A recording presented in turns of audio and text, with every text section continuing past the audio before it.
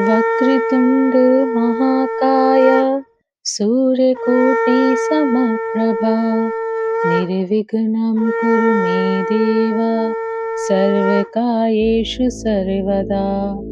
वक्रतुण्ड महाकाय सूर्यकोटि समप्रभा निर्विघ्नं कुरु मे देव सर्वकार्येषु सर्वदा। वक्रतुण्ड महाकाय सूर्यकोटि समप्रभा निर्विघ्नं कुरु मे देव सर्वकार्येषु सर्वदा।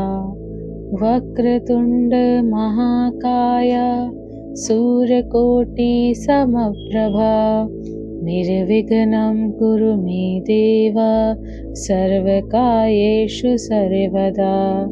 वक्रतुण्ड महाकाय सूर्यकोटि समप्रभा निर्विघ्नं कुरु मे देव सर्वकार्येषु सर्वदा।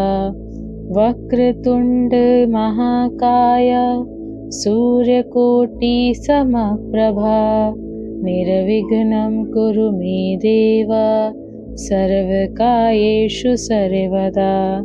वक्रतुण्ड महाकाय सूर्यकोटि समप्रभा निर्विघ्नं कुरु मे देव सर्वकार्येषु सर्वदा।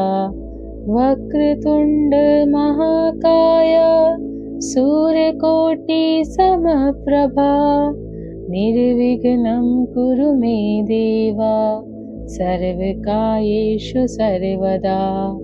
वक्रतुण्ड महाकाय सूर्यकोटि समप्रभा निर्विघ्नं कुरु मे देव सर्वकार्येषु सर्वदा। वक्रतुण्ड महाकाय सूर्यकोटि समप्रभा निर्विघ्नं कुरु मे देव सर्वकार्येषु सर्वदा। वक्रतुण्ड महाकाय सूर्यकोटि समप्रभा निर्विघ्नं कुरु मे देव सर्वकार्येषु सर्वदा। वक्रतुण्ड महाकाय सूर्यकोटि समप्रभा निर्विघ्नं कुरु मे देव सर्वकार्येषु सर्वदा। वक्रतुण्ड महाकाय सूर्यकोटि समप्रभा निर्विघ्नं कुरु मे देव सर्वकार्येषु सर्वदा।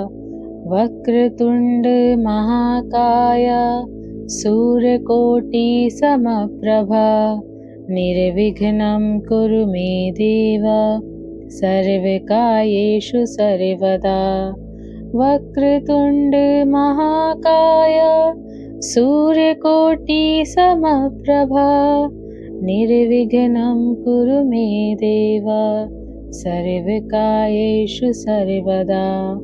वक्रतुण्ड महाकाय सूर्यकोटि समप्रभा निर्विघ्नं कुरु मे देव सर्वकार्येषु सर्वदा।